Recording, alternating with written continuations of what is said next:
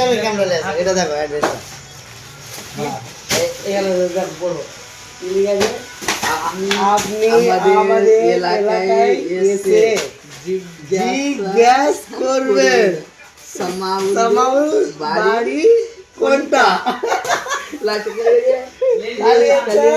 মহেশপুর 52 বিঘা।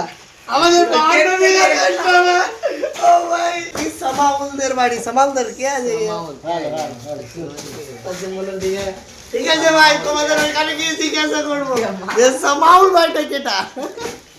ঠিক আছে, कैसे कैसे लोग रहते हैं यार यहाँ पे कुछ। এখানে সামাউলদের বাড়ি কোনটা? সামাউল, হ্যাঁ সামাউল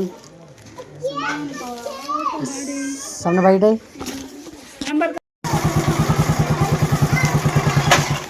ও সামাউল ভাই, সামান ভাই কেটা কথা?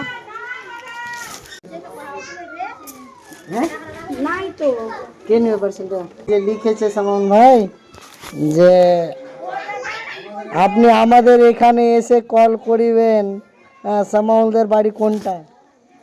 পুরো 52 বিঘা জিজ্ঞাসা করতে করতে আসলাম আমি এখানে।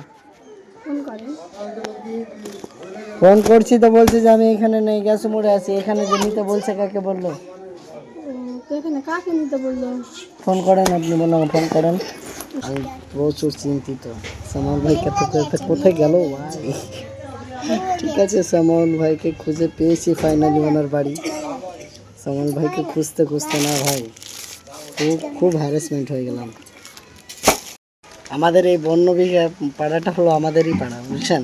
আর সামাউল ভাইকে আমি চিনতে পারি না, পুরো 52 বিঘা ঘুরে নিলাম বস। শেষে এই গলিটাতে পেলাম যখন, হ্যাঁ সামাউল ভাই আবার বলছে যে ভাই পার্সেলটা নেবো না, ক্যান্সেল করে দাও। ভাই তোমার ভাই বাড়ি খোঁজ করে আসলাম, দিয়ে আপনি যদি পার্সেল না নেন তো বড় ব্যথা যাবে বস। তবে আমি পার্সেলটা দিয়ে ছাড়লাম, রিকোয়েস্ট করে বললাম যে আপাতত নিয়ে নেন। দিয়ে আবার সামান ভাইয়ের বউ এখানে পার্সেলটা নিয়ে নিল। উনি তো ছিল না, তবে কেউ একটা ওনার বাড়ির সদস্যগুলো নিল। পার্সেলটা নেওয়ার পরে বলছে যে হ্যাঁ দাদা আবার কল করছে, কী করবো? বলছে না বলিও না, লুকিয়ে নিয়ে নাও, রেখে দাও। দিয়ে ভাইটা পার্সেলটা ঢুকিয়ে নিয়েছিল। Thank you boss.